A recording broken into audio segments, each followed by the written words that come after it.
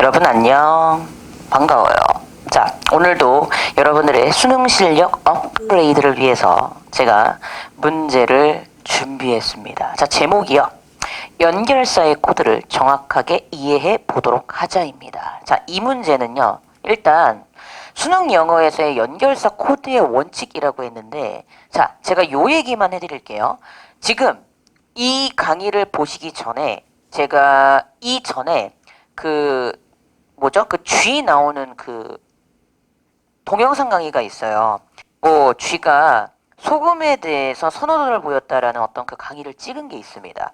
그게 이제 실제 2018학년도 대학 수학 능력 시험 38번 문제였던 건데, 그때 제가 너무 자세하게 설명을 드렸기 때문에 여기서는 그때 설명드렸던 거를 복습하는 의미로만 조금 제가 쓰도록 할게요. 뭔 얘기인가 하면, 제가 그때 연결사 얘기를 하면서 동사관계가 반대다, 반대가 아니다라고 하면서 반대가 아닐 때, 근데 여러분이 요거는 알아두셔야 된다 하면서 환원하고 첨가에 대한 얘기를 했었어요.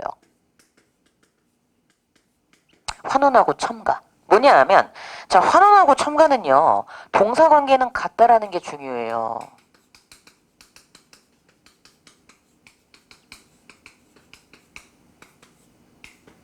일단 이게 되게 중요한 키포인트입니다. 근데 다시 한번 얘기를 하자면 우리 영어에서 환원은 즉 다시 말해서고요.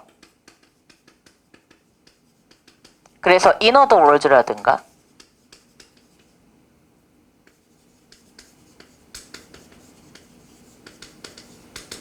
that is 이런 게 환원입니다. 자, 첨가는 말 그대로 곁들이는 거잖아요. 그래서 in addition. 그러니까 뭐 게다가 일단 한국말로 적고 게다가 뭐 마찬가지로 등등등 유사하게도 이런 거. 그래서 여기에 이제 뭐가 해당이 되냐 하면 뭐 likewise라든가 또는 뭐 in addition이라든가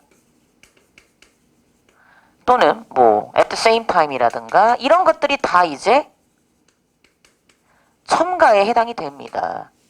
근데 제가 그 얘기를 했어요. 여러분이 특히 1, 2등급이 그래도 나오는 친구들이 순서 삽입을 틀리는 이유는 뭐 때문에 틀리는 것? 그렇죠. 수능에서 요구하는 그 문제 코드가 있는데 그거대로 여러분이 문제를 풀지 않기 때문에 틀리는 거라고 얘기를 했었고, 그래서 여기에 A란 대상이 나올 때 환원은 그대로 그 A를 얘기해야 되나? 첨가는 반드시 대상이 바뀌어야 됩니다라는 얘기를 했던 걸 되게 기억을 하셔야 됩니다. 왜냐? 수능이 실제로 이런 코드까지 물어봐. 그 증거가 오늘 할 문제거든요. 다시 예를 들어 보이자면 제가 항상 드는 예가 롯데월드의 자이로드롭 예를 듭니다. 전 못 타요. 타면 죽습니다. 무서워요. 생각보다 쫄봅니다. 근데 중요한 건 제가 쫄보라는 게 중요한 게 아니라요. 자이로드롭을 가지고 언급을 했다고 쳐보자 이거예요. 제가 롯데월드에 가서 자이로드롭을 탔어요 했어요. 탑승했어요 했습니다. 탑승했어요. 근데 그 다음 즉 다시 말해서 환원 another word that is가 나옵니다. 롯데월드에 가서 자이로드롭을 탔어요. 즉 다시 말해서 계속 자이로드롭 얘기해야 된다고. 하늘에서 지상으로 2초 만에 떨어지는 놀이기구를 탔어요. 이렇게 되는 거죠. 근데 첨가는 뭐다? 여기에 곁들이는 거죠. 제가 롯데월드에 가서 자이로드롭을 탔어요. 게다가 신바트의 모험이라는 다른 놀이기구도 탔어요. 분명히 대상이 달라져야 됩니다. 이해되시나요? 근데 중요한 건 뭐야? 탔어요? 탔어요. 탔어요? 탔어요. 동사관계는 어때요? 같아요. 다만 이러한 차이점이 있다라는 거죠. 근데 선생님 이렇게까지 해야 되나요? 네. 그 이유는 뭐죠? 수능에서 물어봤으니까요. 우린 기출 분석을 이런 식으로 해야 돼.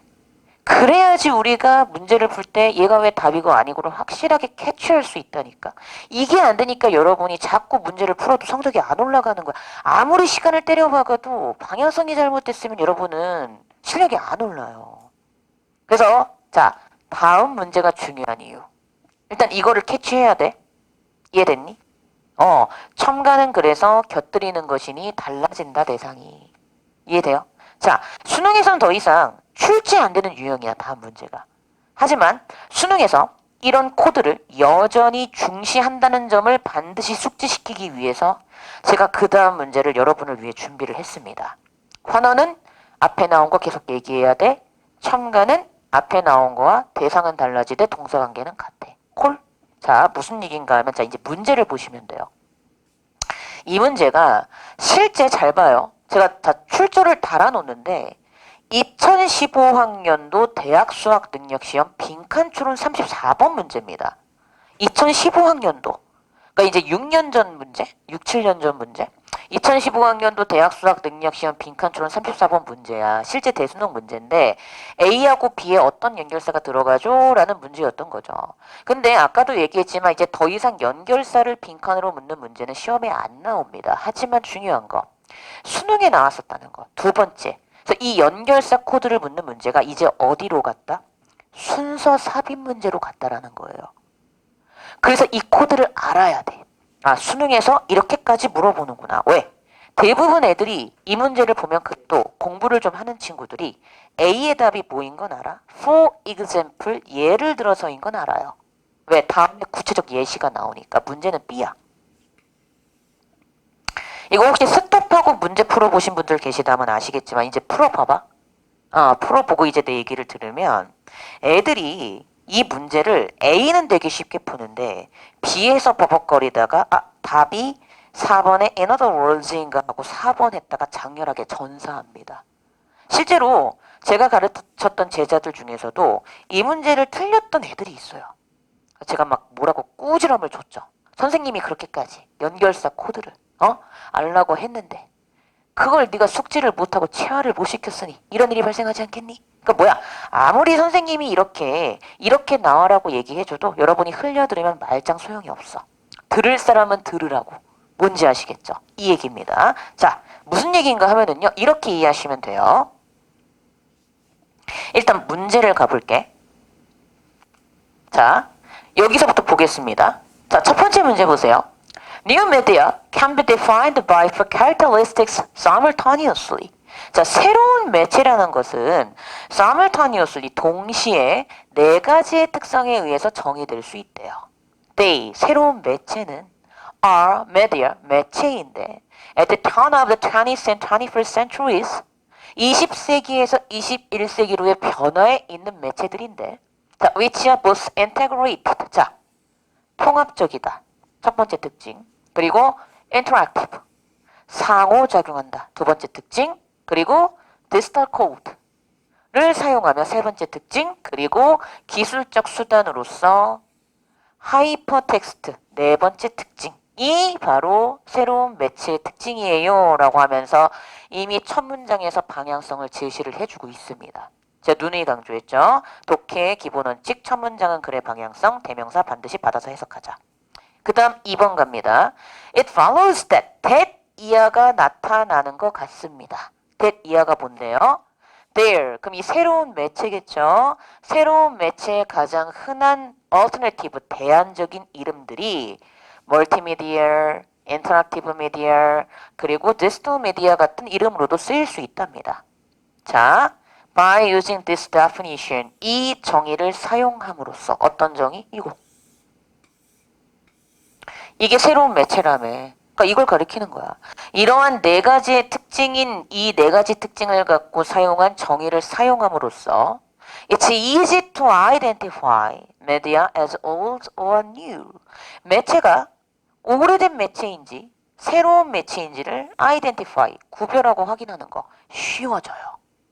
그러면서 전통적인 TV는 하면서 구체적인 사물이 언급이 되지. 그러니까 A는 예를 들어서예요. 얘는 어렵지 않아요. 이 정도야 뭐. 그쵸? 그러니까 for example, 예를 들어서 전통적인 TV는요. integrated, 통합적이야. 왜? 그 전통적 TV가 contains images, sound and text, 이미지와 소리와 텍스트를 포함하고 있기 때문에 하지만 이 전통적인 TV는 not interactive, 상호작용하지 않으며 그리고 디지털 코드에 기반을 두고 있지도 않기 때문에 올드한 매체라는 거죠. 별로 어렵지 않아요. 그 다음 5번 갑니다. The plain old telephone was interactive but not integrated as it only transmitted speech and sounds and it did not work with digital code. 그랬죠. 자, the plain old telephone. 말 그대로 이때 plain은 그냥 평범한 정도로 보시면 되겠죠. 이 평범한 오래된 전화기는요. 상호작용하지만 not integrated야. 통합적이진 않아. 왜? 그 옛날식 텔레폰 전화기가 오직 트랜스밋 하면 말 그대로 전송하고 전달하는 거지. 즉 오직 말과 소리만을 전달하며 디지털 코드하고는 같이 작동을 하지 않기 때문에 얘도 올드한 매체야 라고 얘기하는 겁니다. 근데 대조적으로 그랬죠. 아, 역접의 코드니까 여기까지 올드였지? 그럼 이제 여기서 뭐가 나오겠어? 뉴가 나오겠네 하고 읽는 거야. 이게 글을 읽는 코드죠. The new medium 딱 나오잖아. 맞지? 즉 인터랙티브 텔레비전 상호작용하는 TV 매체라는 새로운 매체는 상호작용성과 디지털 코드가 첨가되어 있습니다. 새로운 매체야. 근데 그 다음 잘 봐. The new generations of mobile or fixed telephony 그랬죠. 자, 중요한 게 있습니다. 텔레폰이 말 그대로 보겠어요. 텔레폰이잖아. 전화 통신일 거 아니야. 그치? 그럼 봐라.